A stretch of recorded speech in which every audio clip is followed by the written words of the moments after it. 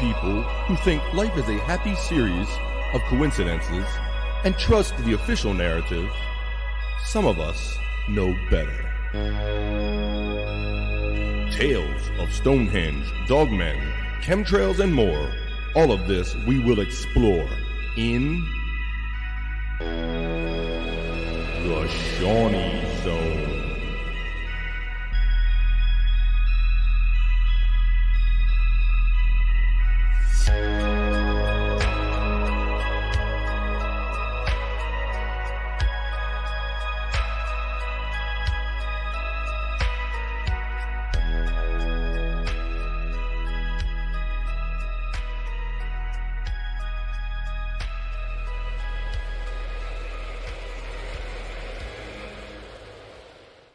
Good evening, ladies and gentlemen, and welcome to episode 10 of the Seany Zone. Yeah, boy, we did it. How you doing? What's up, everybody? Yes, this is episode 2, a part of the 3-part series, 9, 10, and 11. We're doing it for the 9/11 kind of conspiracy shows, Shawnee. And for that tonight, I'm going to take it to our host, Shawnee. Go ahead, Shawnee boy. What's up, buddy?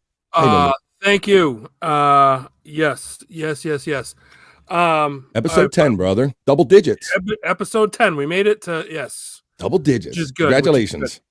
Good shit, man. So today was a busy day. I started my day out. I was on Howard today. That was awesome, dude. You called me up, like kind of were texting me and let me know that this could happen, man. How did that go, man? Tell us all about it. It was pretty brief today. Sometimes he's more in the mood to fuck around. Today he seemed a little down or sad. I don't know. Yeah. But it was still cool. I got to discuss some of the stuff, some of the fears going on with today was also the eclipse. So I also got to discuss with them some of the fears, the warnings that we got, and some of the stuff that I was personally concerned about with the thing. And he was in agreement for the most part about, why would anyone want to go outside, and why would you want to stand around in a crowd for this thing? Yeah, that's not nothing Howard ever would take part in. No. But so that was kind of fun. I actually too. I always feel like dirty when I do this, but tonight I was watching John's show right before this.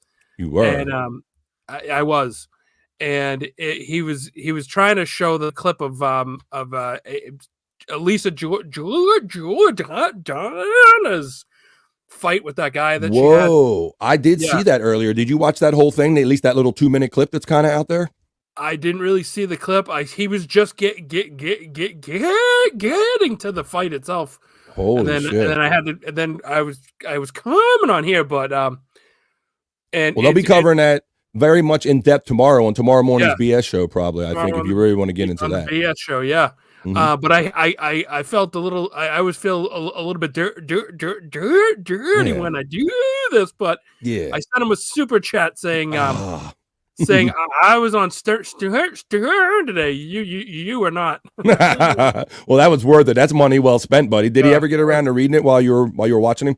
No, he didn't. We'll have to go back and get the reaction to that. I can't wait to see him read that one, because it's true all the years later, and that's all he ever wants to be on his Stern. And here you did it. You did it today. Funny, right? Yeah. So that's cool. Good shit. Yeah, and that brings me to this. I forgot to mention at the start. Bobby, please smash the like button. Yes. Turn on your gifted memberships. Mm-hmm. And as always, super chats always welcome. Very much so. Yeah, and so that being said, we're into the eclipse here, Bobby, and I wanted to say you had some cool photos that got sent to you, right? That yes, I did. I happened to do my show today, BF Live. I do that live from 12 to 4, and I have some good pictures I can share with you. Some people were sending these pictures in like live. Let's see. Let me pull this up for you. pull up the screen. We were showing these. I want to shout out. This is a shout out to Bybee, my friend David Bybee. He sent this first picture in. He was in the line of totality right here. So look at this cool ass picture, Shawnee. This is full dead center over the sun eclipse right here. How about that shit, man? Yeah, that's pretty wild. That's a cool ass pic. And then I got sent some randos because they were trying to take some outside scenery shots. So I got some of these kind of glowy pics. Yeah, I got a couple. I got one or two more good ones I can show you, Andy. There's one right there where the light was kind of getting weird. And then there was another one I wanted to show you where some people, a lot of people, you can see where it's getting covered up a little bit here in the lower right. And then there's another one here. Look at that one. There you go. There's like kind of the crescent. You like that one, Andy? Yeah. That's great. So there's kind of you can kind of see it coming from the lower right that the moon was about to cover the sun there. It's about a good 60, 70% coverage there, 70 or more percent. So yeah, shout out to Stormy and David Bybee and all the people that were reporting live pics of the eclipse today, man. We all made it through, Shawnee. Everybody's alive. Yeah. Yeah. So far, I mean, the day's not over yet. Yeah, you know. And that's the thing, you know. So I got a lot of grief today about, oh, well, you thought you said it was gonna. I'm just here's what it is. Like if you get in a car and somebody says put on your seatbelt because you might be in a crash and it could save your life. When you get to where you're going and you didn't get in a crash, do you call them up and say, what the fuck's your problem, you crazy nut? Like, I didn't die today, you know, like I'm not trying to, I don't want anyone to die. Like that's not, no. I'm just warning. I just like to, I like to spread the wealth of knowledge about these things. That what does Stacy always say? Question the narrative. There you go. That's what we do here. Yeah. That's you know, all. and so like for anyone saying like, oh, well, it's over. We're fine. Let's not jump to that. Let's not run down that road too fast because as of right now, nothing is fine. If you look in the world, we have more boats. There was a boat in New York that just recently, Bobby, lost power.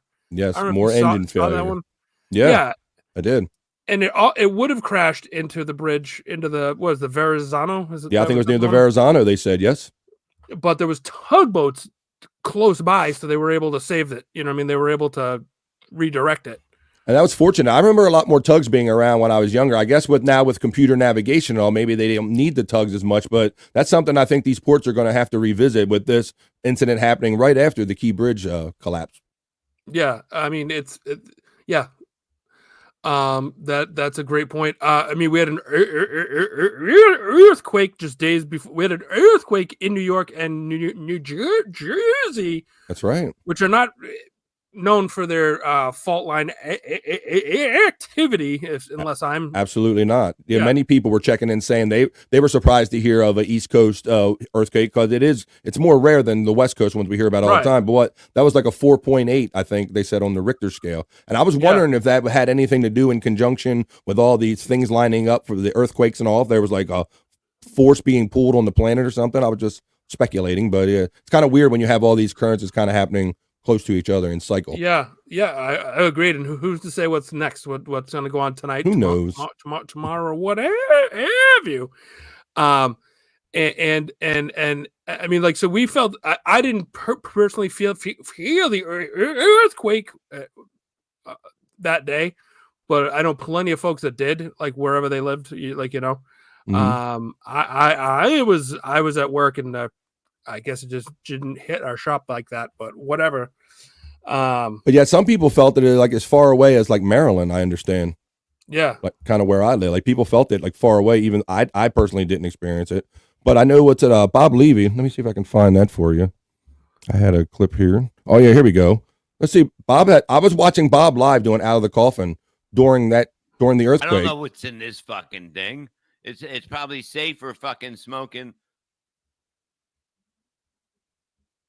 What's that noise? Mm-hmm. Fucking truck, I swear to God. He thought it was a truck, Shawnee. So this was it. So we all had fun ragging on Bob. Bob, if you lean slightly off train and take a hit of his cigarettes, you'll never know. Well, now she's going to, you could have texted me that. Oh, my God. There you go. Thanks for that, Andy. Yeah. So there you go. So Bob he felt it was like just a truck going by down the road rather. Just yeah. Yeah. Yeah. So, yeah, there's a lot of things that have gone on like in the last few days, week and a half. Earthquakes, ships. Yep. So, it's just one of those things we got to keep our eyes on, and be prepared. Is no problem. Why is it a problem to be prepared? Is what I really get. I get frustrated when people are like, oh, it's too much work or whatever. I don't know. Like, why? What is the bad part about having enough food and supplies to be able to live if things go down? I don't get it. Maybe they feel bad about themselves. Is that what it is? I don't know. Well, some people just don't want to face that. Maybe they have to prepare for things like that. Maybe that's my thinking, Shawnee. Some people just rather not think of the end of anything. Yeah, they're weak. They're weak. Minded, no spirited dummies that they can't. They're so fragile. They know in the world if things do go south that they're done for. I guess is what we're saying here. So, fight or flight. Yes. Before we start? Let's talk to some people. Yeah. Let's have talk. Some new members check in. Look at that. Joseph Silva. I have a good friend named Joseph. Well, he goes by Joe, but Joseph Silva became a YouTube member. I'm wondering if that's my buddy. It may be. Hey, Joe. How you doing? Welcome. Hi, Joe. Welcome to the family. Kathy Linder. That's my sister right there. Oh, is it? Yes, that's my sister. Shout out, sister. Oh, yes. Kathy, how are you? She also became a YouTube member, so that's great news. Jill E. Bean says, "Good evening, fellow Zone fans." The lovely Jilly Bean. Give her a kiss there. Yeah, how you doing, Jilly? Good evening. She looks nice. See? There she is. Stacy, she tells it like it is. Question the narrative. Yes. Agreed. And Stacy, again, thank you for the 10. She says, so excited for 9/11 part 2. Well, absolutely. That's a perfect segue for me to start in, I guess. Right, Bobby? I think so.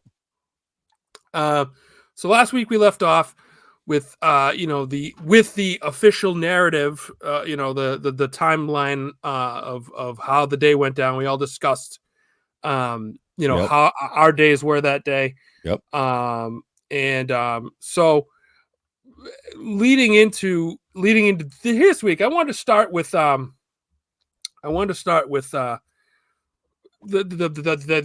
main players involved.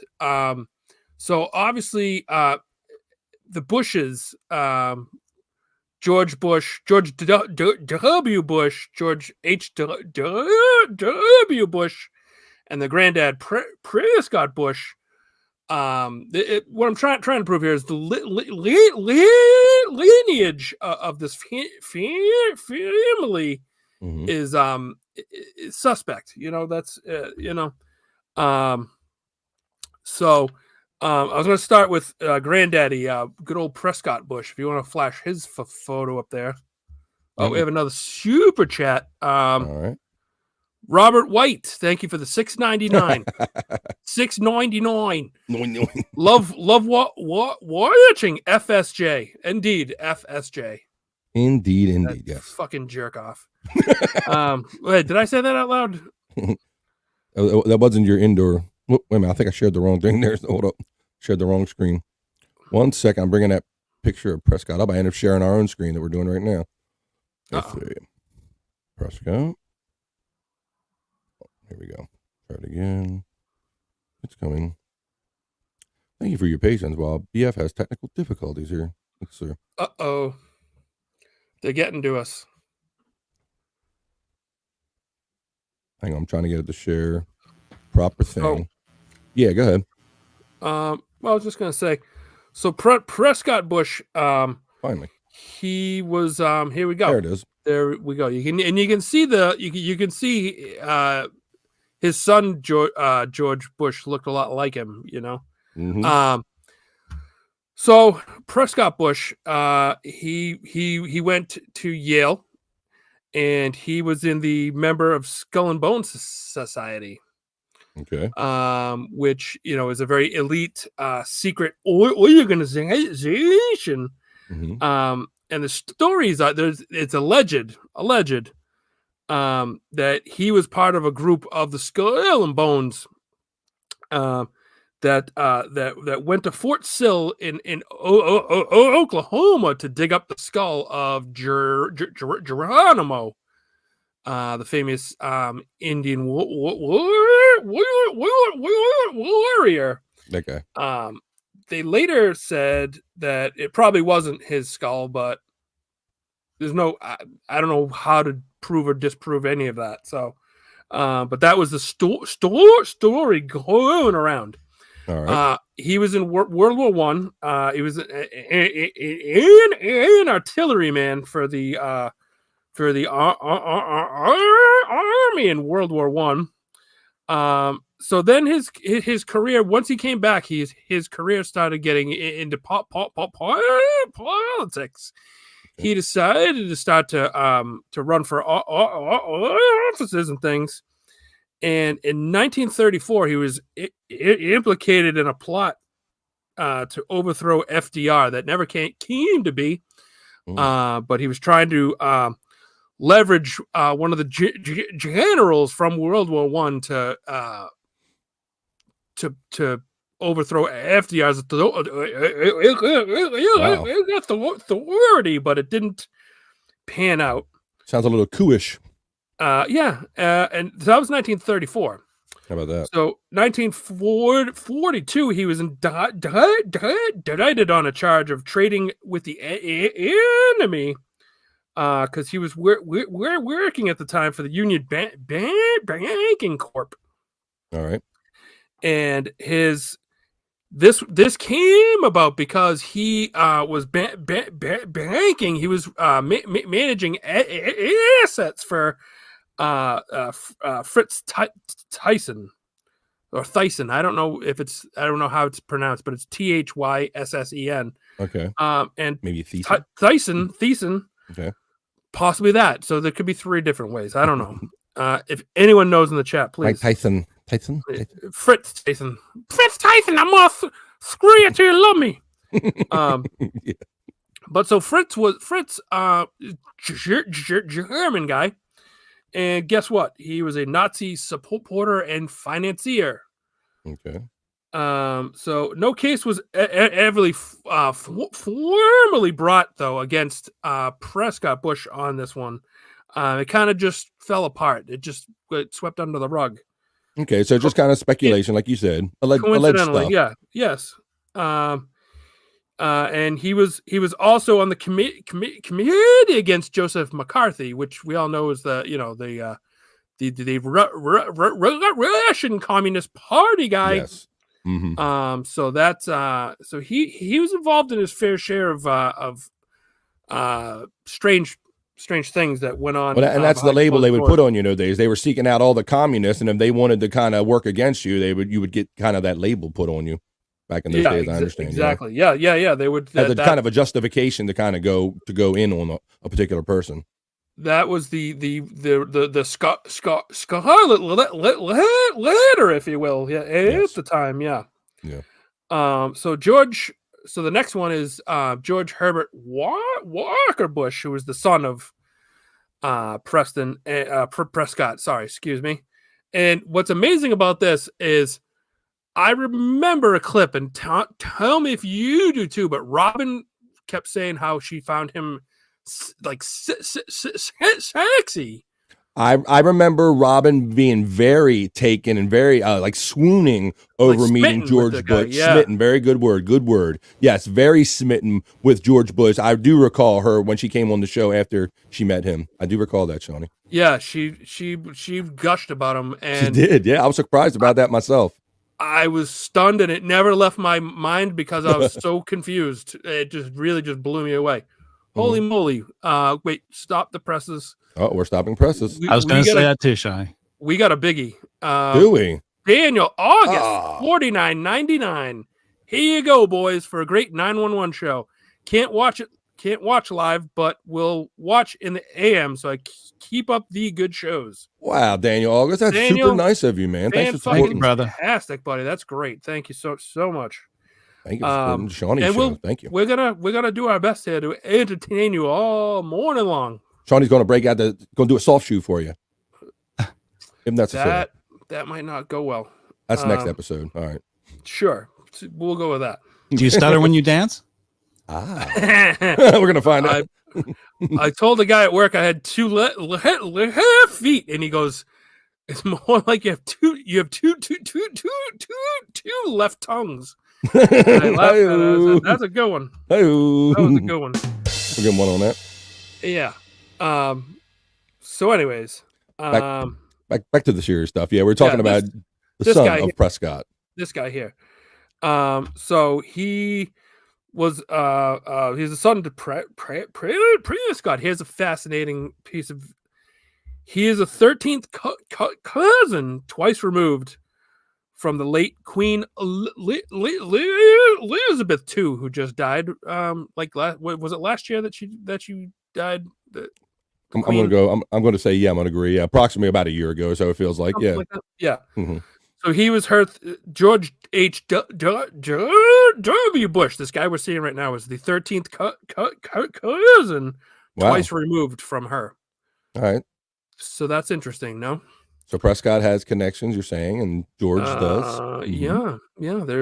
We're part of the allegedly. Global elite. Well, they're allegedly part of the global elite that run. But anyways, so he followed in his dad's footsteps, and he went to Yale. And guess what? What? He was also a Skull and Bones Society member.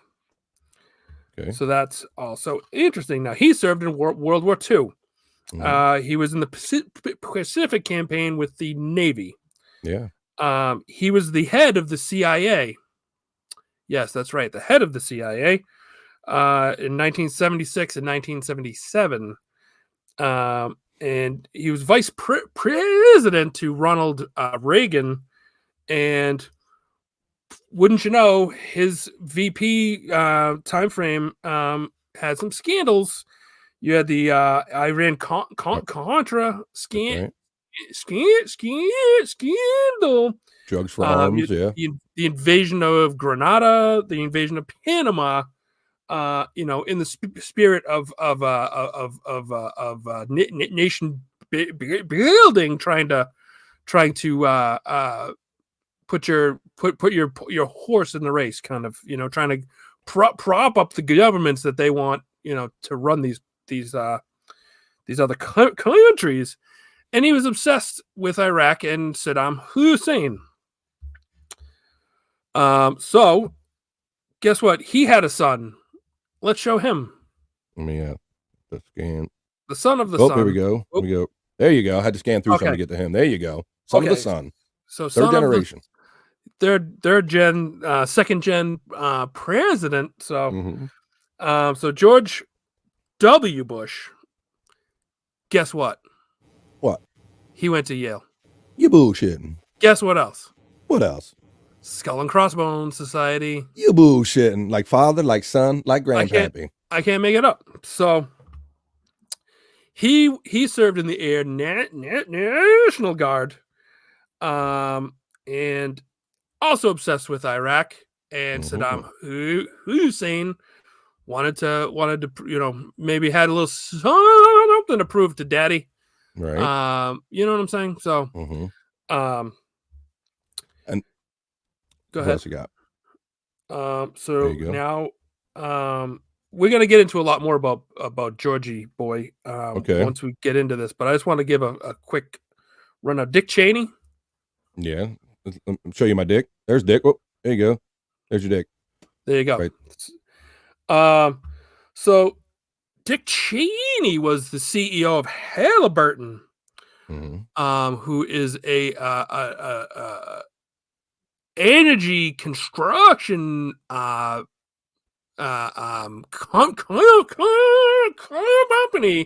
They build a lot of power plants and oil rigs and things like this that coal plants and things, Yes. just to, and they work in a lot of dangerous and nefarious parts of the world. Energy sector stuff. Mm-hmm.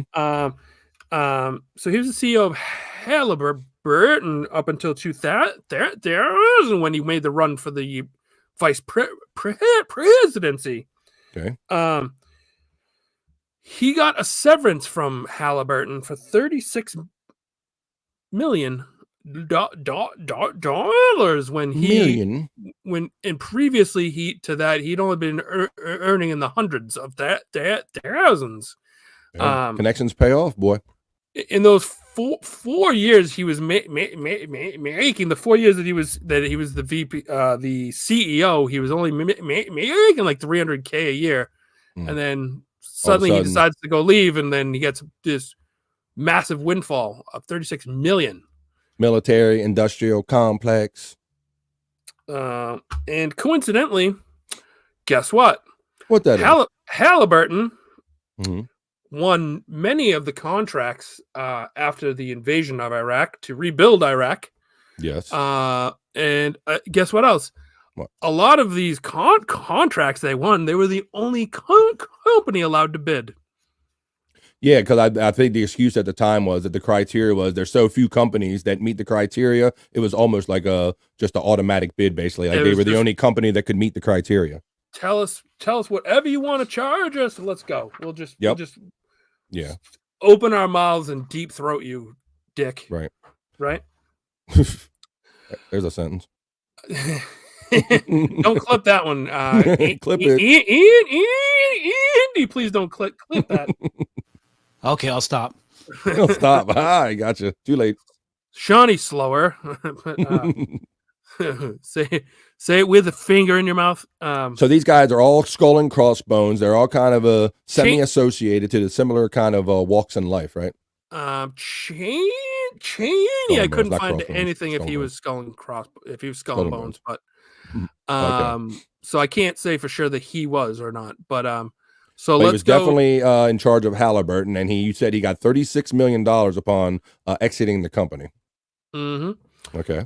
So now for the two that were the alleged who was in charge of it. So we have Osama, who was from they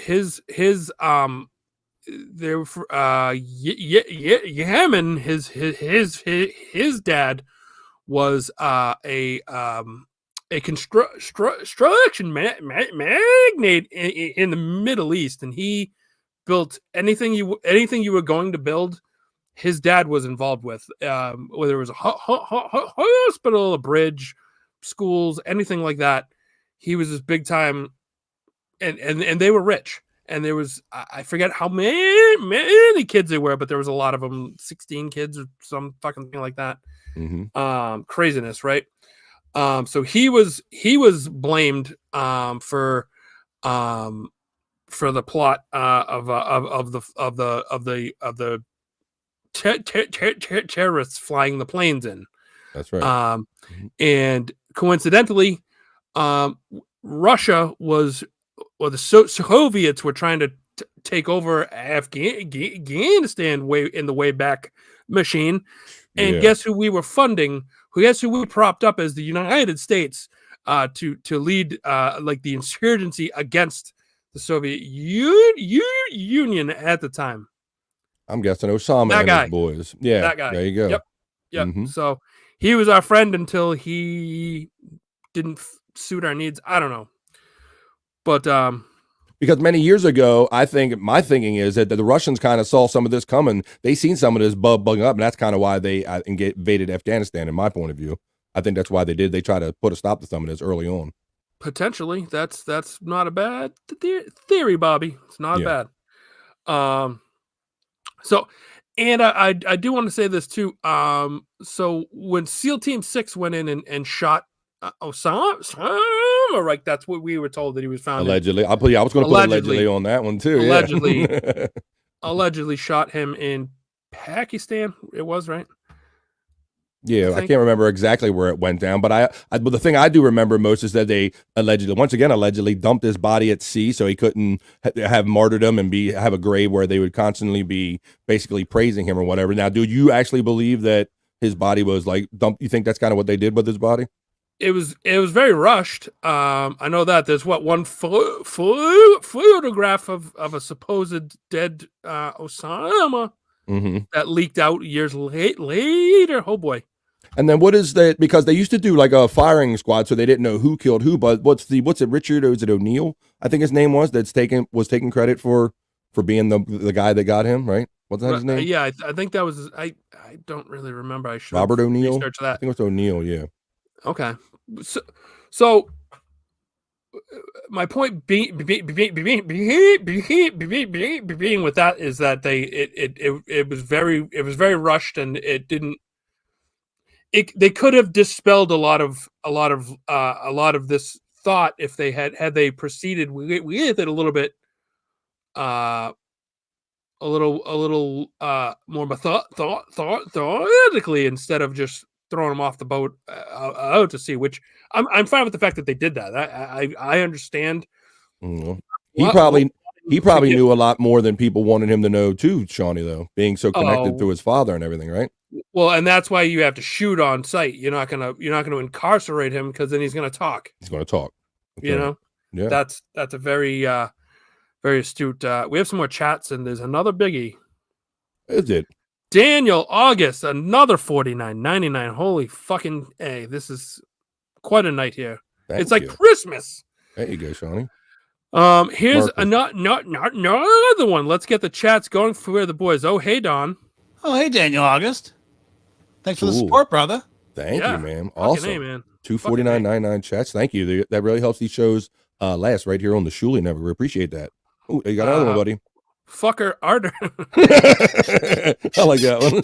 That's a good one. Hello, Miss Arter. Thank you for the $1.99.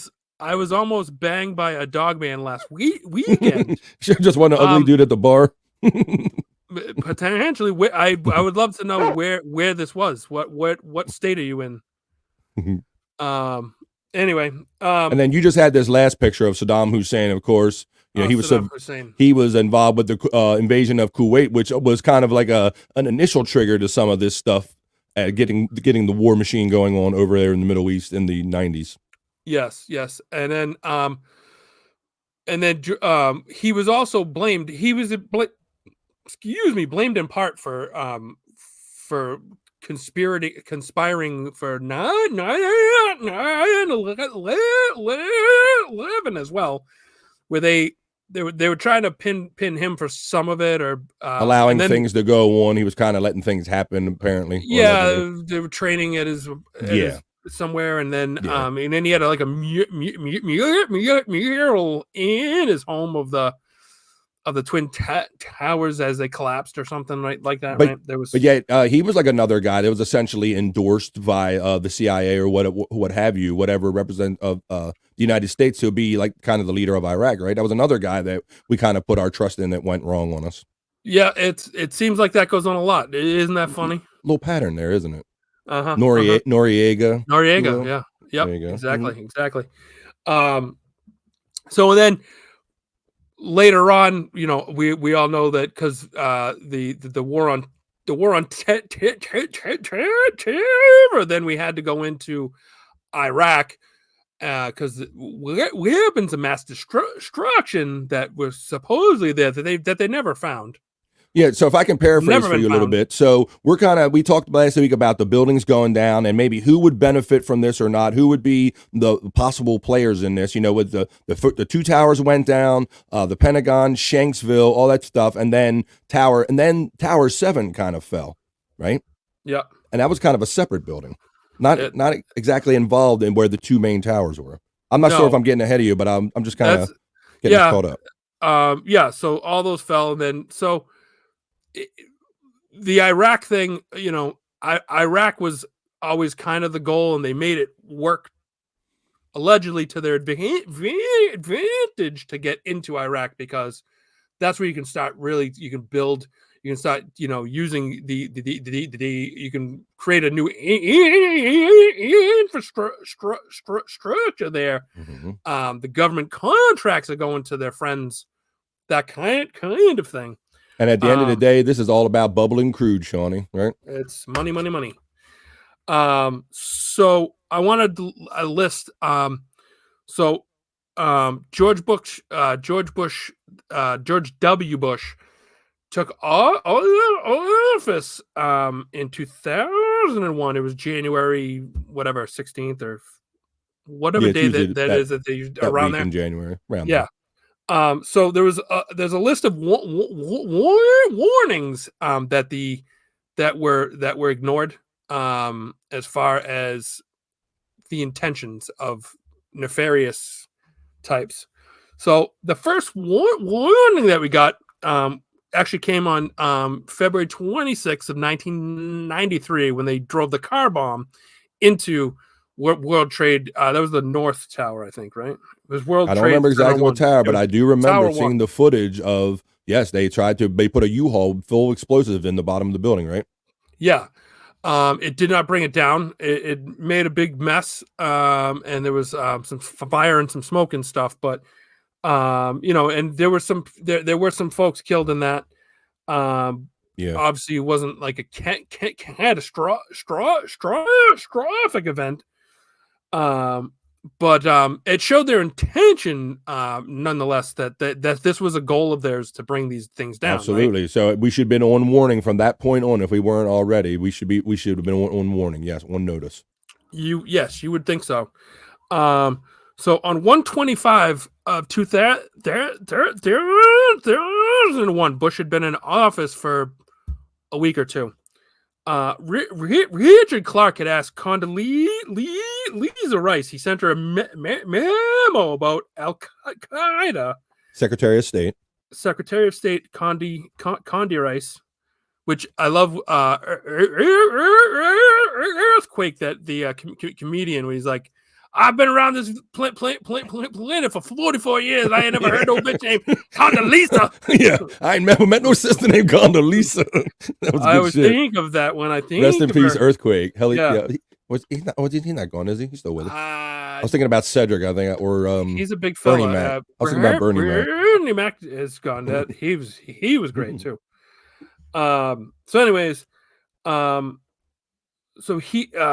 Clark was reaching out to Rice about what they knew about Al-Qaeda,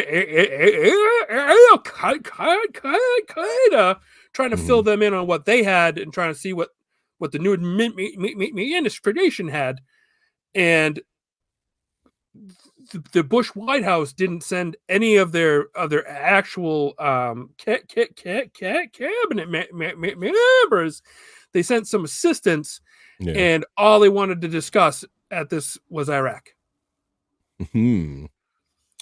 On June, it sounds like a finger's trying to be pointed or something to me, Shawnee. It sounds like there's one goal. It's you know what I mean. Like let's not, don't look at the man behind the curtain over here. You know, like this is the problem. Let's get in here. Yeah. So on June 30th of that same year, the CIA warned Bush, allegedly. I guess I have to throw that in there, even though it's on record. But why not? Cover your ass. CYA. The CIA warned Bush that the threat from Bin Laden was real, and that he was planning a high-profile attacks, and they would be catastrophic. So that that's a pretty strong statement from the CIA, which your dad used to run. Right. So you wouldn't you wouldn't ignore one of your your main cabinets and your main points of intelligence. That's so he kind of top of the line, you know. Yeah. So he got it reported to him. So that was kind of one incident where kind of a first thing we kind of heard about, right? That was the end of June. Yeah, the end of June. August 6th of 2001. He was warned that the Bush White House was warned that the target was definitely in the United States. Previous to that, they had been doing a lot of attacks on embassies and stuff. There'd been a lot of that going on, but this was he was one that it was definitely going to be in the United States itself. So right away, if I'm a president, I'm thinking, okay, well, I'm thinking military. I'm thinking, so I'm going to guard my shores and things of this nature. But I guess nobody will ever dream of the savagery and the ultimate way that this attack was ultimately carried out. Well, you would think that, but one of the so they had war games and that the military plays out. And there was a scenario in there where there was a hijacked plane being flown into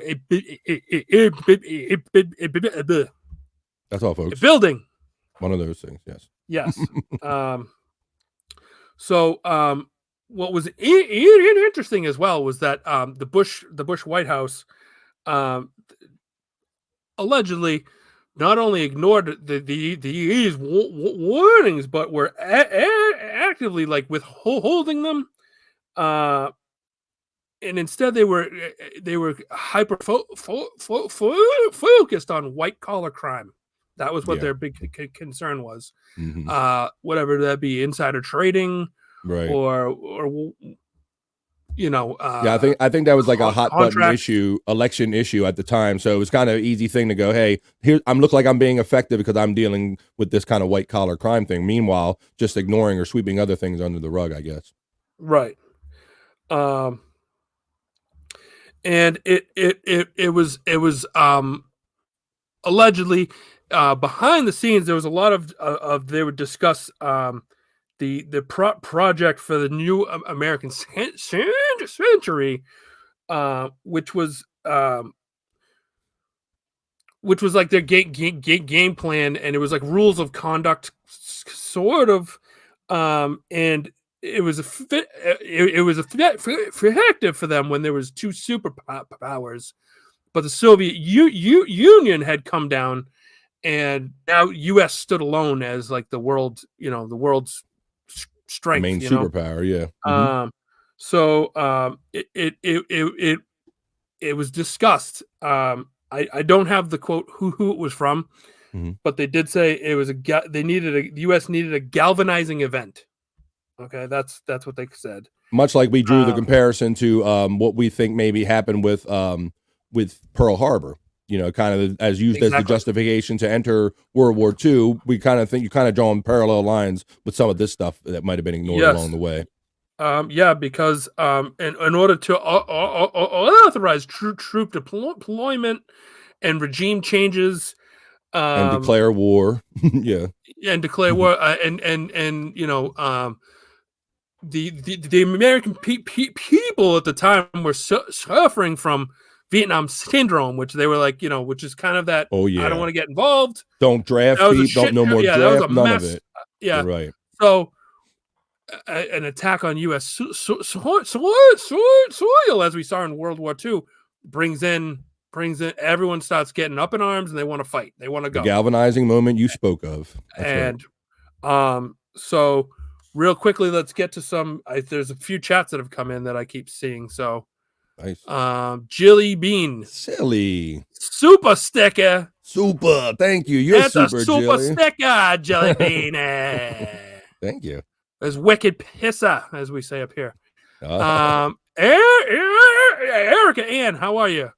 Thank you for the $2. Says, good evening, boys. Sorry I'm late. It's okay. You're allowed to be late, but you just watch the replay. Stacy with 5. 6 weeks before 9/11, Attorney General at the time, John Ashcroft, was told about the FBI. Yes, good point. He should stop flying commercial. Yes, there was a lot. Yes, good point. Stacy, you're always on it. There had been warnings to the high profile members of the government, to not to fly commercially because they were suspect that something was coming. You know, and you know, also talked about they spoke too early about the money missing out of the one building, right? He spoke a day too early at the event the day before the buildings collapsed. The Attorney General. It's not. That's actually that's the best time to say it. The day before, on September 10th, Rumsfeld was in the Pentagon, very close to where the plane hit, and was saying that the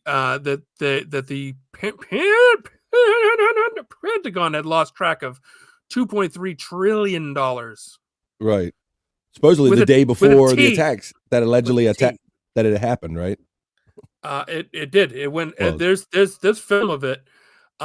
There's film of the whole speech, and at the 8-minute mark, like 8 minutes and 11 seconds, if I remember correctly, is when he says that they have lost track of this $2.3 trillion dollars. And so if you say that the day one day, and then the next, you know, we're under attack, it kind of gets pushed under the rug because no one can believe what's going on. Yeah, it literally disappears from headlines. No one's ever going to think about that again. When you have this new thing in you, no one's ever even going to recall that again, but the few that might be involved in it. Yeah. Right. Or us, the awoken folks here. So that was what I had going on for. Well, I have another thing that kind of goes along with what we were talking about, Sean. I'll do a little screen share real quick. This is a BBC article, and this talks about a premature report. And it says terrorism attacks in U.S. The 47-story Solomon Brothers building close to the World Trade Center has also collapsed. And Shawnee, the thing about this thing is that this was actually aired and put on TV before it actually happened, Shawnee. That's supposed to be the thing about this article. So that's another kind of off the timeline thing that we can add onto the pile in some of these kind of out of time events, if you will. Absolutely. So I have some interesting facts. Barbie, and the first two we've already discussed about George Bush being obsessed with Saddam Hussein, Rumsfeld's speech. Did you know that Larry Silverstein, who currently holds the lease for the World Trade Centers 1, 2, well, not 1, 2 anymore, but the new one that he built, the Freedom Tower or whatever it's called. He owns that, the lease for that. We're 7 and 5, I think it is. He was part of the company that built World Trade Tower 7. Yeah, and I really like to talk about that one. Indeed, I'm looking forward to talking about this one because this was the building that was kind of off like the beaten path, if you will, off the main site. It really wasn't directly affected by the explosion, but it was kind of close enough. But like many hours later, Shawnee, we were watching on CNN and the different channels live, and then for whatever reason, for no apparent reason, what happened to Building 7, brother? Tell everybody about. Well, in Silverstein's own words, he says that they pulled it, which is that's exactly what he said. We'll get a clip of that for next week. Okay. That's what he says. He says, yeah, they called me and said that we had to pull the building, which is a term I guess used in demolition. And then what I've learned through doing research, and we kind of learned at the time, is there are many government agencies and financial agencies kind of contained in that building, wasn't it, Shawnee? Well, sure. Let's get to. I have. Bob, you're throwing me off a little, but that's okay. I'm going to roll with it. I'm going to roll with it. You said you like that. You said you don't mind when I throw you off a little bit, but I had a list of. Go ahead. You can start.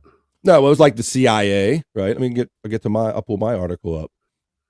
It was part of that. It was the CIA. Was it? Let me see. World government. Let me find my list. Now we're both missing. Okay, I got mine. Okay, good. It contained the IRS's regional council. Okay. It contained the Secret Service. Yep. It contained the Department of Defense, the CIA, the SEC. That's the Securities and Exchange Commission. Securities and Exchange. They're an enforcement agency for the stocks. Yes. Interesting. They were compiling all this white collar crime information, and then it all got blown up. That is an interesting connection right there, Sean. You mentioned that earlier. And yes, the New York City emergency management was in the in World Trade Tower 7 as well. Yeah, I don't know if that's a fact everybody knew, Shawnee, but tell everybody a little bit about that, because I read a little bit about that too. So he actually kind of set up an emergency bunker in that building 7, right? Yeah, Giuliani had himself a headquarters there. Yeah, to run an event such as this, to run that exact event, a tragedy like 9/11. And then the building ended up being compromised almost instantly, and he ended up like having to run it by the seat of his pants from the ground anyway, Shawnee. Exactly. So yeah, he was out on the streets and so yeah, there was interesting, like, you know. So that building, many hours later, we were kind of wondering, you just sitting there, and all of a sudden we get this late report that building 7 falls, and then we find out that all these kind of very, very rich information filled building is just kind of gone, and it's kind of convenient, and it makes you wonder, well, who would benefit from such an event? And at the time, the technology was not nearly what it is today, and everything was kept in paper files. There you go. So a lot of money and records and criminal records and wrongdoing were just instantly just vanished like that, right? Very convenient. Vaporized, yeah. It is very suspicious to put a finer point on it, you know. Because that was I'm sure that between all those agencies, they had a lot of info and a lot of people and things and stuff. Did you know that Larry Silverstein took out his 99-year lease on the World Trade Towers in July 24th of 2001? So not even two months beforehand, 6 weeks or so. I imagine you got to have a good healthy insurance policy when you go in business like that, Shawnee, too. Oh yeah, and guess what? It included acts of terrorism. Oh, that's handy and convenient. That's very good. I mean, I suppose I can give it to the folks that say, "Oh, of course you would," because it was already attacked in 1993. Yeah, fair point. Okay, all right, fine. But then, you know, he when the towers came down, he tried to claim it as two acts. Each plane was one act, is what he was trying to get. Okay, it should have been one event. Take all of it. Yeah, he was trying to play it up there, manipulate it a little bit, huh? Yeah. And Larry Silverstein, while we're on him, did you know that he ate breakfast every day in the North Tower when he took out that lease, that 99-year lease? From that day on, he ate breakfast every day in the North Tower, except for September 11th, because his wife made him a surprise visit to the dermatologist. Wow, that's an interesting surprise visit and timely too.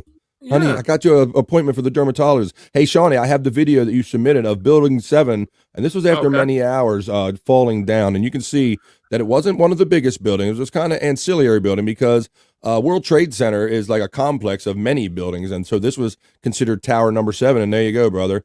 Like after kind of watching it kind of just smolder, you didn't really, and it didn't get struck, right? Just kind of sitting there smoldering for many hours, and once again, from the top, and it just goes down, Shawnee. Why does a building that didn't get struck and only really had the fire in it goes down just like that? That's Building 7. It implodes in its own footprint at near free fall speed. Yeah, and I have the other videos of those the towers falling kind of when you're ready if you want to, like, for comparables. Yes. Oh, okay. I thought you were going to play them or not. That's fine. Oh, I can, sure, yeah. If you're ready for them, sure, yeah. Let's just get it over with right now because All right, we're in the falling. Right, we're in the falling building. Kind of. All right, you're right. So let's do that. Vortex. All right, you were making some points about the building falling and about it falling at free fall speed, and this one has you warning looking, because I've heard some people with the controlled demolition conspiracy theory that this building didn't fall this easy. Like maybe some of these things were allowed to happen, and maybe some of these things were helped along. So I'm gonna roll this video for you, and then we can talk about it. But here you go.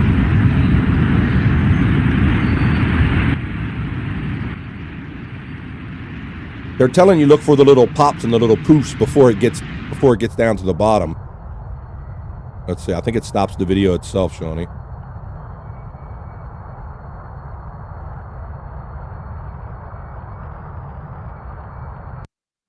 Oh, look, that's it. See? Oh yeah. So this is yeah. There's a burst out poofs right there. Yeah, those are big ones too, because they were coming out there pretty far. And I know everybody's been kind of suspicious about, from the top down, it fell at a certain speed. You were taken by that. And then some people have like the controlled demolition theory that, right, these things maybe happen or are allowed to happen. This is just theory, in order to just make a galvanizing event and justify us going to war, basically. So there you go. There's it. One more time. And there you go, buddy. All right. Yeah. So I guess in the demolition world, they're called squibs. That they blow out, support beams and whatnots, help bring down a building. And on the day of, there's footage of dozens and dozens and dozens and dozens of reporters, news reporters, people on the street, firemen, police, saying they're hearing explosions. Really? They're hearing boom, boom, boom, boom, all in a row, explosions before they came down. There was one team of firemen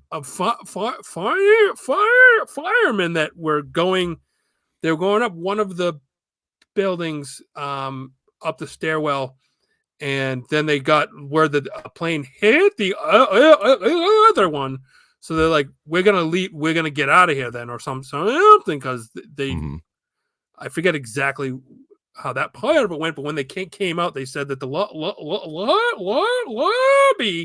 of the place had been blown out. There was glass was everywhere, like a bomb had gone off long before before it fell. You know what I mean? So yeah, some of those stairwell videos from back in those days are horrifying. The ones that exist when those people were literally running for their lives out of those stairwells. But Shuli, I have another video right here for you. Now, this is after the building was well involved, and this is much the modern the theory that we have been given is that the jet fuel was so great and the heat was so hot that it burned the molten steel skeletal construction of the building, and this is supposedly what caused the building to collapse. Is kind of what we've been told.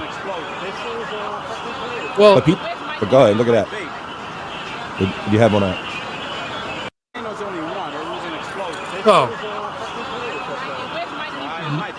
jet fuel doesn't burn at a high enough. Oh wait. Okay, I'll play. There you go. So that's an interesting clip, because jet fuel doesn't melt the steel, like it doesn't turn it molten. You know what I'm saying? So something like that looks more like a thermite or a thermate, which they use to cut steel beams and things in a fast way. It's like it's like a TNT sort of blowtorch, basically. Yeah, it can be with contained. Yeah. And it can be contained in a way that it would cut, beams like at an angle or whatnot, because that, from what we're told of how those fell down, it shouldn't, that sparking spray shouldn't have been there. That doesn't jive with what they said it was. Well, now that I'm glad you pointed that out. And what the people couldn't see, I'll show it one more time. It does say on the tweet, it says World Trade Center thermite device spewing molten iron from the South Tower shortly before it was demolished on September 11th. So I'm glad that you identified what that was. And so now we can, with a little context, maybe we can show it one more time. And you can see that some people just said you said it's thermite. And that, yeah, it's only coming out of this kind of. That's what you think. You think that was because you don't think that the jet fuel fire was that intense that it would kind of cause this spew of like this basically thermite looking stuff here. So there you go. So that's another theory. And it was hit so high, and eventually we all know what happened. We saw that it basically all kind of conveniently fell right in on itself, Shawnee. Didn't fall in a peculiar way from getting hit odd. It fell very straight down, right? Yeah. That's the strangest part when you have asymmetrical damage to these buildings, but they fall symmetrically, like imploding in on themselves. Stacy says jet fuel produced only about half the heat needed to melt steel. Exactly. Not enough heat to warp and disconnect the trusses from the internal core. Right, and even if it happened up high, did it really have like that effect that it just fell perfectly all the way down there? Not a scientist. I don't play one on TV, but and that's the thing of it too. Like so we're supposed to believe that that there was one that we played last week where the plane hits it on the right hand side from where our vantage point is. Yeah, blows out that whole side. So wouldn't it, if it was blowing out that side of all those beams and stuff, wouldn't it? You would figure it would fall on that side. You figure it would fall on the compromised side. One would surmise, or at least start to collapse inward that way. But it falls from the roof, like from the very top. You're right. That's what we've seen. Yep. There's some more chats coming in. I've seen a couple. Fucker Arter. That's a great name. Oh, hey, Don. I not know pretty man here. Fucker Arter. Now that I'd like to have clipped. Nice to meet you. Do you know Sodomy? Fucker Arter? Fucker Arter? And again with two, George make towers go bye-bye. Bye-bye, George. Bye-bye, George Tower. Allegedly. There you go. Put allegedly in your chats. There you go. There were strategically placed explosives in the building, it says Fuker Arter on a non-super chat. Thank you for that one. There you go. That's one of the theories, the controlled demolition, if you will. So let's think about that, because people say let's just get into this now, because people say that how would they've gotten it in there, whatever, blah blah blah blah. At the time when the towers came down, the occupancy rate in them was only around like 60%. So there was a lot of empty floors. There was some work being done. There was construction being done on some floors. Both of them needed a complete rewiring to meet the growing tech that was trying to move in there. Yeah. It wasn't set up. They weren't prepared for the Wi-Fi and all this stuff. Yeah, that was like a late 60s, early 70s building, from what I understand. So yeah, it was probably outmoded by that time. Sure, absolutely, I can see that. So there were lots of people that we can see that had the kind of some ulterior motives, or many people would benefit from like a one shot kind of done deal there. I can see, right? Well, so first, so there was plenty of space. And all you'd have to do is bring in, have a delivery made. Because the one thing I always get is a lot of folks go, there's too many parts to that. Like how would it not get out at some point? How would somebody not talk? And it's like, if you had several people in control, and that just kept and just had segmented parts of it. Mm-hmm. So, like, let's say you had a company deliver some equipment to the 45th floor, and there's nobody on the 45th floor. They bring it up, they drop the pallet off on that floor, and it sits there and waits until it's time to go boom boom boom boom boom. You know what I mean? Boom, right. Like it's feasible that this could have been done. Yeah, I could see a scenario where they could deliver one thing, and then maybe over a period of time, I could see that where it could be plausible where if done right way, drug out over a period of time, that you could probably get away with some things like that with some maintenance people. Bobby, did you know that the security systems were powered down for the entire weekend before? They had been doing some. They'd been doing some updates and things, and they powered it down and just never turned it back on. So there's no video footage or any key swipes or anything from. How convenient! Isn't that interesting? How convenient, as they say. That would have been just September 8th and 9th. And the tenants that were there did hear a lot of loud. There's a lot of loud noises on the floors, whether they were above, below, beside these empty spots where they would hear a lot of noises and things, and wouldn't really see any people that were coming, going like a crew that would come in and work on a floor. Well, that's interesting. Our friend Fucker Arter makes a point. Cleaning crews at night have all the access. So there's a possible line. Jerry Lahane, he speculates asbestos, because as we know, that had to be taken out of the buildings, and that is quite costly to take the asbestos, remove the asbestos out of an old building. I'm glad you brought that up, Jerry, because the trade towers contained roughly $1 billion with a B dollars worth of asbestos, lead, and heavy metals. This is $1 billion in remediation costs. They had already done some of the floors, and it was $100,000 for a floor to, $100 and something grand to remove all the asbestos. So there you go. This, it was going to be a very costly. So you add up the wiring, the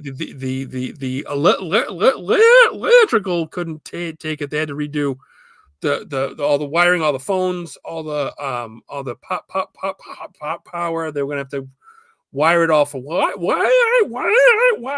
That's millions there. You have $1 billion or so in removing dangerous, because there was asbestos tiles on all the floors.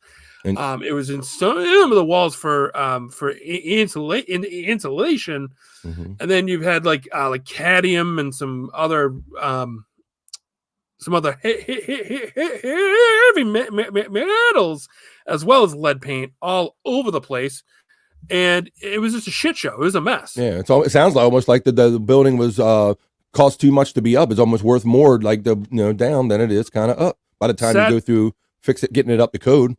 Sadly, that's how it sounds, doesn't it?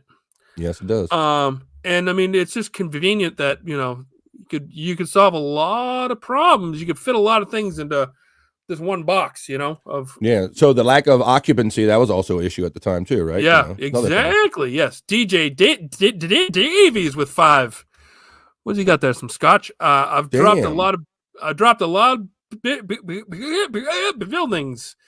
Blast is the primary damage mechanism, not heat or fire. And that's from a guy that knows. If you say you drop some buildings, thanks DJ Davies. There you go. A little bit of authority right there. And Larry didn't want to have to pay for that, says Stacy. So I bet he sacrificed his buildings, allegedly.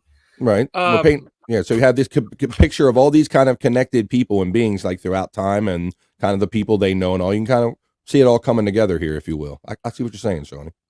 Did you know, Bobby, that in 2007, Larry Silverstein received $4.55 billion for his losses from his insurance for the event. That's interesting. And not only he did that, but in 2006, I have this for you here.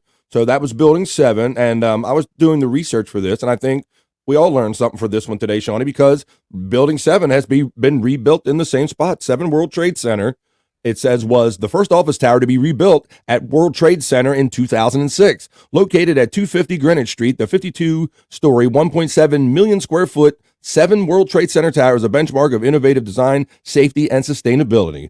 7 World Trade Center was developed by Silverstein Properties, who manage, operate, and are responsible for leasing the office tower. There you go. So, interestingly... And he got so many million. How many million did he get? No, billion. Oh, I'm sorry, the B. 4.55 billion. Billion. There you go. He was trying to get more. I think he was trying to get upwards of like seven bill. When he was trying to claim that it was two events that brought down each of the towers. So talk about semantics. Yeah. Robert White, we have a member for 4 months. Thank you. Is it possible cheap materials and lack of proper concrete and maybe rivets help that building came down the way it did? I mean, possibly, but for both of them to come down, and then World Trade Center, World Trade 7 as well, and then you add up all the costs that would have come to remodel these things so that they could actually, fill them up. They were struggling pretty hard to keep people in the buildings.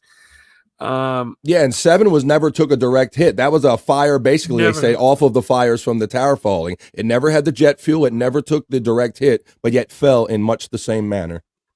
Yeah, and it was like you said, they did report that it fell before it even did. There you go. And it didn't fall till like 5 something that night. It was almost 6 p.m. I think. Mm-hmm. So I mean, it just burned all day and then collapsed like in the same manner as a building that got struck by a jet. Yeah, that's what we're talking about here. Yeah, we're supposed to be comparing apples and oranges, and it doesn't. I don't know. And I mean, so and to circle back about the concrete and whatnot. I mean, the two twin towers were like engineering marvels of their time. Mm-hmm. I mean, they were like praised for being, like such a smart concept and so well built. Yeah, I find it hard to believe that it was the concrete's fault. You know what I mean? Like, I think they said it was one of the first modern buildings built with an exoskeletal kind of framework, and that it didn't need so many internal beams. That was supposed to be one of the things about the design of that. That as well. Yeah. And I mean, really though, too, when you look at when the planes hit. And they explode. There's a big explosion. How much of the jet fuel is burned off in that explosion? In the initial burn, right? It's not going to sit there and continue to leak. It's going to go off in the initial poof. That's a good point. And the two buildings were hit in a different manner. One was more center. One was more off to the side. Yet those two fell almost in the identical manner as Building 7 fell directly down. They all fell in the same manner, even though they were kind of attacked, if you will, in different ways. Yes. But so I guess what I'm trying to get at though is when the plane hits at 500 miles an hour, and you get that huge burst of fuel that blows out and explodes. Yeah. That should be a majority, a good part of it, right? Yeah, how much left is there to burn, to actually sit in there and actually burn and melt the steel? At that point, it's like your rugs and your desks and stuff. Like that's what's actually. That's an excellent point, Sean. I never heard anybody speak to how much that fuel may have been or should have been consumed after the initial burst. But you make a good point. You would think a lot of it would kind of go on the initial impact. Well, I mean, the one that hits the side of it, the plane 2, you can see there's a big explosion. It's massive, you know, Yes, and that's right. So, you know, that's one of the things that I always thought about that no one really seems to address, and it makes me. Well, there you go. Well, that's why we're here doing the Seany Zone, because you get to question the narrative and ask all the questions you want here on the Shuli Network. We're happy to have everybody along with us. I see Fuker Harder says, bye-bye money. Building stronger than plane and jet fuel. Yeah, money go bye-bye. That's what she said. Yes. Yeah. Building stronger than plane and jet fuel.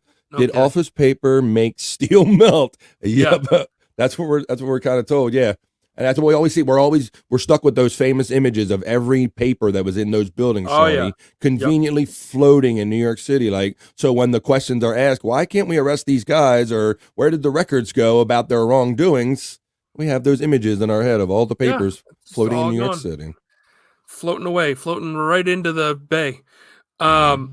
So also on that day, so if we remember, George Bush was reading to school kids in Sarasota, Florida, right? Yes. And so the first plane hits, and then the second plane hits. They know that there's 2 other planes that have been hijacked.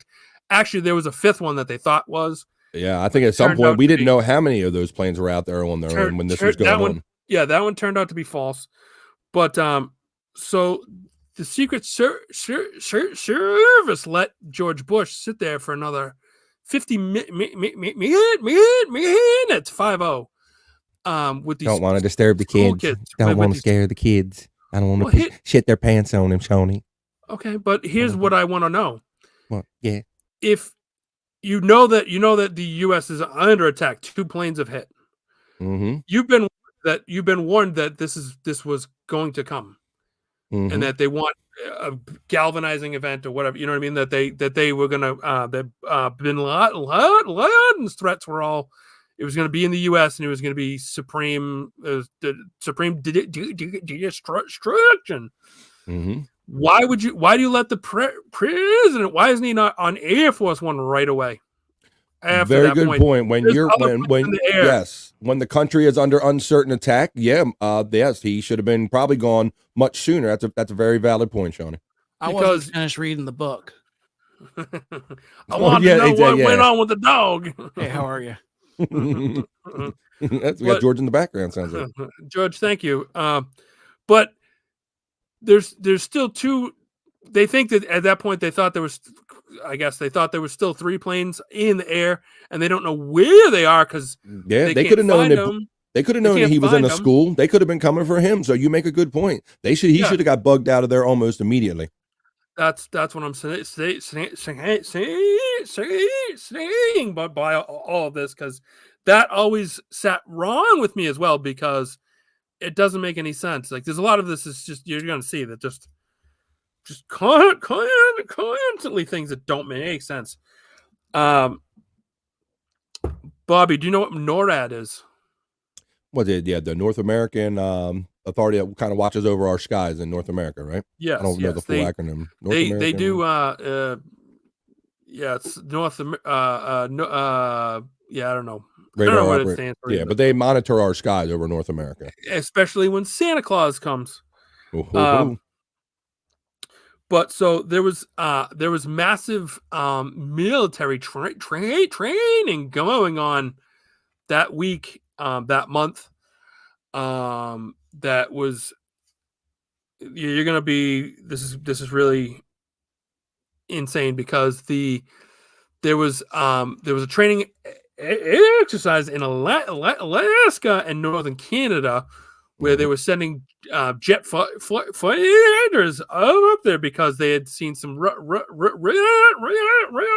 MiGs up over the North Pole, and they wanted to prepare in case they came across, you know what I mean, to attack or whatever. Okay. So they were running these drills up in Alaska and northern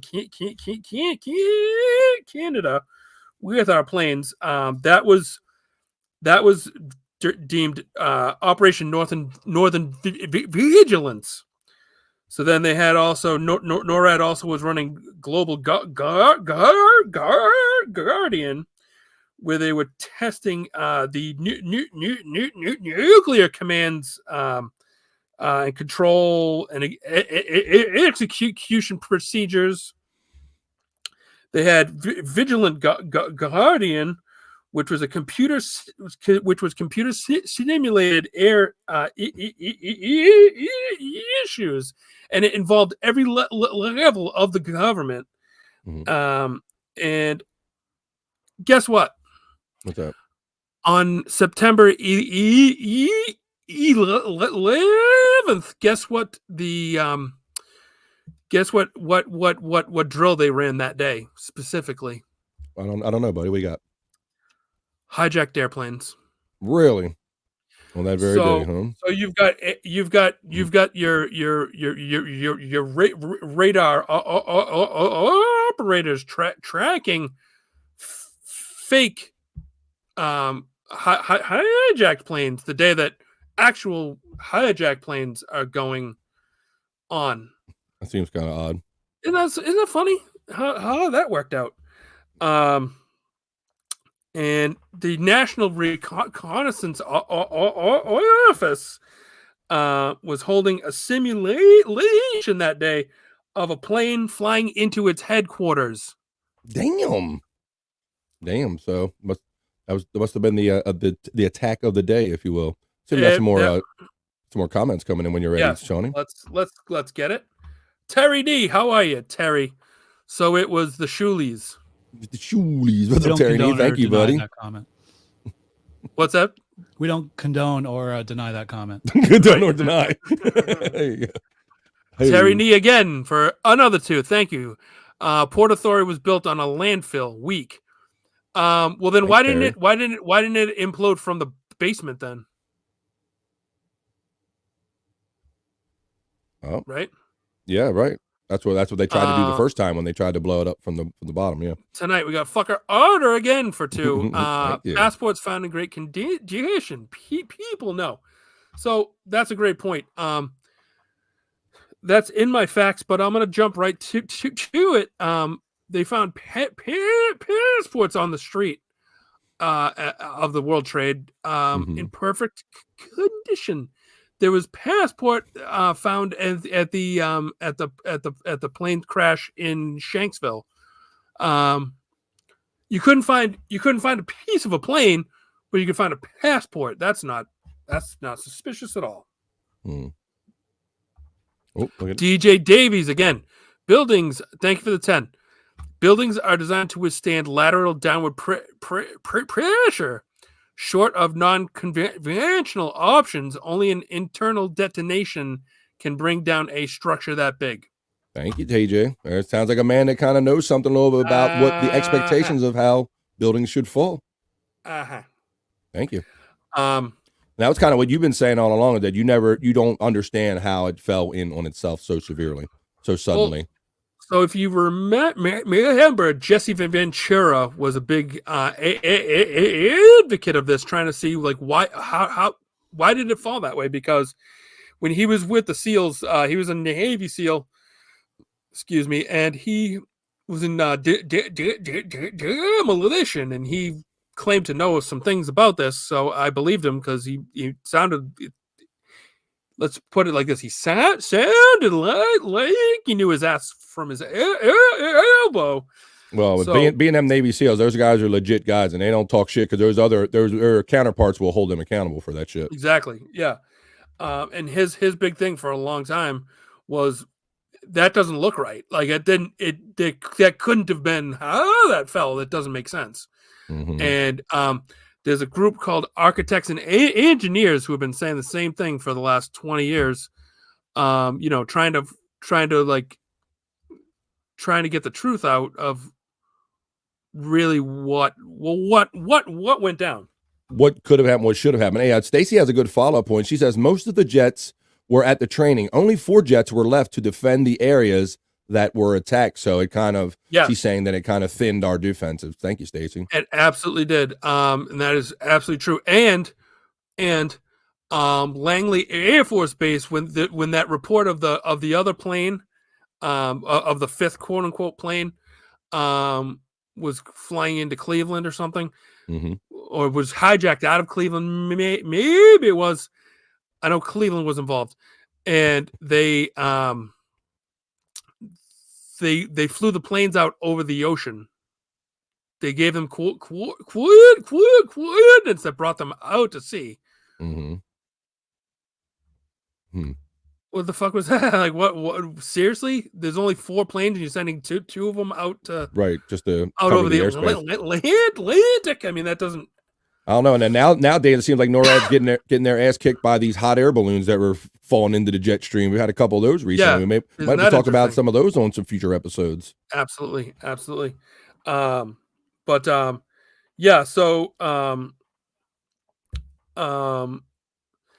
So the planes there were that left only 4 fully functional planes to defend the skies. That is absolutely true.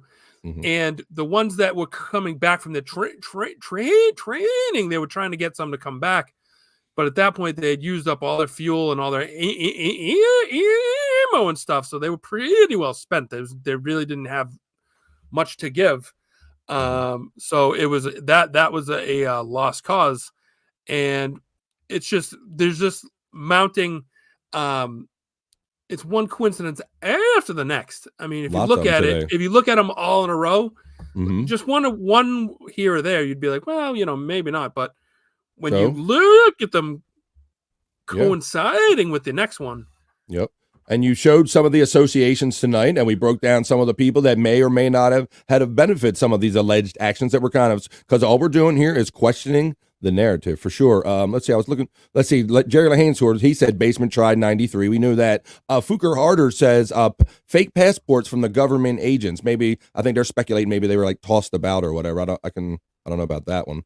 And then DJ Davies, they have a Ventura, isn't it? So, okay, there you go. Here's a comment about maybe Ventura. He is. Maybe he is. What Terry Nee's mad at us now? This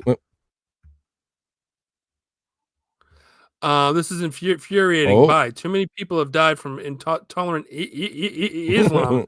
This is gross. There you go. Terry Nee, I'm not saying that Islam wasn't involved in this. That's not. I'm not. You might be.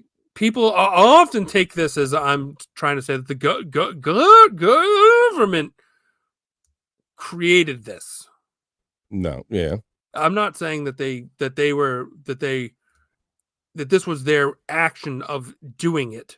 No, we're questioning whether maybe people may or may not have seen some of this and may or may not have benefit from seeing or not seeing some of this. So, in all of this. So I'm sorry that you're upset, but I mean, I'm just asking questions here. I want to know the truth. Mumbling Nick, aka the Nooch, gifted 1 Shuli Network membership. Thank you. I know Nick. You do know Nick. Hey, Nick. Yes, we used to play football way back in the day. Not for like a team sport, just as like fun, like a pickup game. Yes. So sorry, that kind of threw me. I don't want to upset them. I think I like to think that it was kind of a respectful super chat because he was nice enough to give us $20 to express himself about his opinion, or maybe that's what he felt or whatever. But thank you, Terry Nee, and that's what he said. We're just here. We're questioning the narrative, like Stacy says, and just kind of question rather than just eating it as it was kind of fed to us. We're kind of questioning all the things that kind of went on in and around it and seeing if there were other scenarios and other possibilities in all this. Right. You have to look at it and say, what makes sense. You have to trust your gut, I guess is really what I'm trying to say here. And I have a big gut, so I have a lot to trust. I have a bigger gut than I have a head, and my head is fucking huge. That's a lot of trust. As you can see, yeah. But so maybe we will wind it down for tonight, and then we'll pick up next week. I mean, we've been already on for an hour and a half. Hell yeah, man. It's been a good time tonight. And let's see. Some of you might agree or disagree with what we does. Let's see. Somebody wants to know what your shirt there says there, Shawnee. Yeah, the band Ghost. Ghost. There you go. right. Big fan of Ghost. I've seen them several times live. There you Very go. good So show. Very good show. Yep. So we're kind of just pointing speculation around. I don't think anybody's going to come to us as a final authority for like anything. I hope you wouldn't do that, but we're just having a good time, basically talking about this and questioning the narrative. I see Space Nerd says that I have been questioning the narrative since it happened, and I think there's a lot of us out here that are kind of just when like who are you going to believe, me or your own eyes? That's that saying. Like, you're being told, oh, this is what it is, but you're seeing it and you're going, how? Because anybody that's lived, a couple years, a couple decades now, you've seen that there are some scenarios where our government might not have the cleanest hands in some of this. So, it might not be totally, but they have been kind of known to like look the other way and maybe kind of allow some things to happen to maybe justify some of the things that we need to get into. That's what I really want to know. And I mean, once we get into the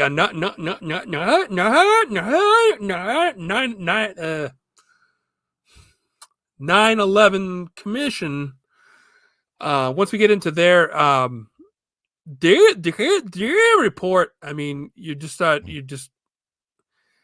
gets even worse. But I mean, we don't have time for all that tonight. But geez, so I'm gonna mark off here where we got to because I still have pages of notes. Awesome shit. Well, Shawnee's always prepared. This is episode 10 of our 3-episode series, 9, 10, and 11, about the 9/11 conspiracy or 9/11 tragedies, if you will. So we hope you join us here every week on the Shuli Network. Please, if you haven't already, turn on your accept gifted memberships and please like, share, and subscribe the Shuli Network here on YouTube, Shawnee. Yes, please. And once again, I want to say this too because I don't mean to seem heartless here. Mm-hmm. I know thousands of people died, and I feel terrible about that. But on that same note, shouldn't we know, why they died? Like it's an important thing to know, what was behind it. I just want the truth, really. Right. I believe that everyone has the right to think what they want. If you want to accept the narrative or the things that is as this has been presented to us as a society, that's perfectly all well and good. But I don't think anyone should be really offended if there's another side, if there's other people group out there that are saying, well, hey, wait a minute, I have kind of my own set of thoughts and ideas about this situation. I think both can coexist. I agree with that. And I don't mean to sound like all sad and I'm a bitch now. I wanted to make sure that everyone gets where I really stand on it. You know what I mean? That's really all I want to know. Well, I got to know you, Sean, and I know you're a good-hearted person. You don't like nobody feeling anything negative about it. You don't want to set anybody off in the wrong way. So I can feel you're kind of like taken back by that. You don't want to have Tyranny upset with you or anybody upset with us. It's really comes down to this. Like, if he wants to be upset with me, that's okay. But I want him to be for the reasons. I want to make sure that he understands what I'm saying. Okay. And then from there, you can be upset with me or not. As upset as you want to be. If you choose. Okay, that sounds good.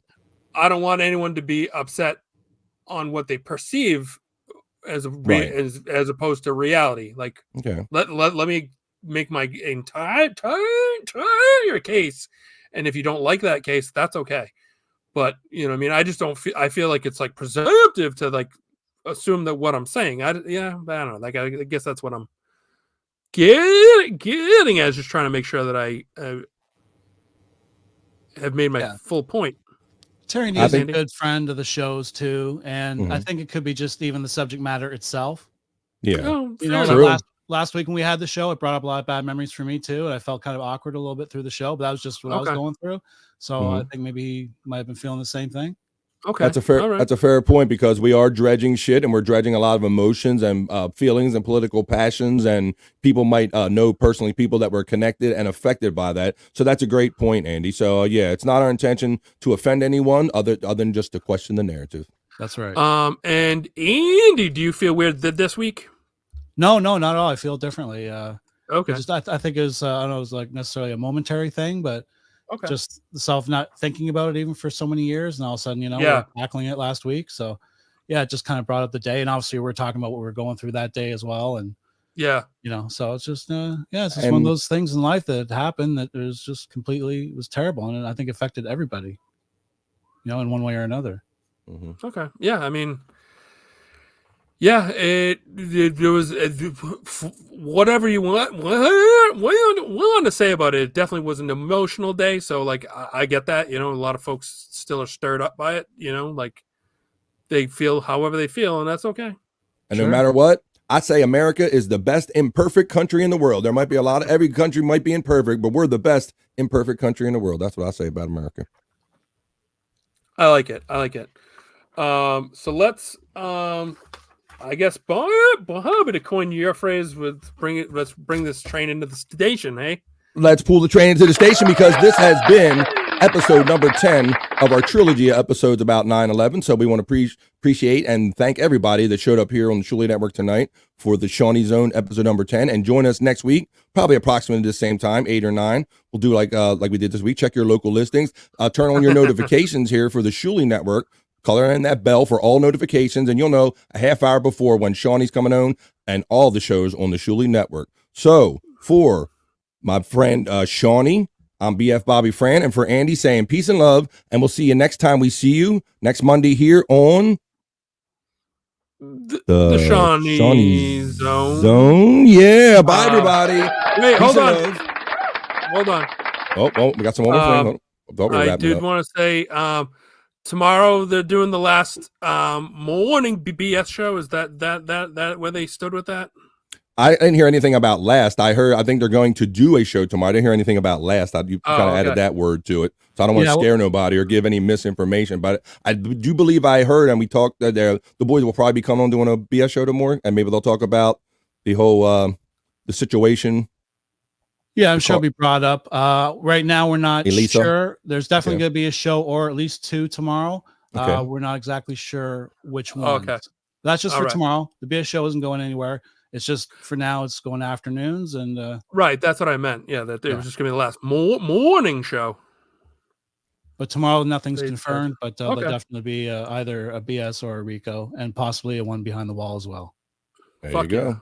Fuck yeah. So get them memberships, turn on them notifications. You know what? All the fun is happening right here on the Shuli Network. Is that it for tonight, Shawnee? We done, buddy? I want to say stay vigilant, be prepared, and for Christ's sakes, return your fucking shopping carts. Thank you. There you go. We're out of here. Till next week, everybody. Have a great week. Bye, everybody. Let's rock, Shawnee. Yeah. Top party. Eclipse party. This is Shawnee's Bond, man. Eclipse party. Seany Zone. Happy Monday. Shuli Network. Have a great night, everybody.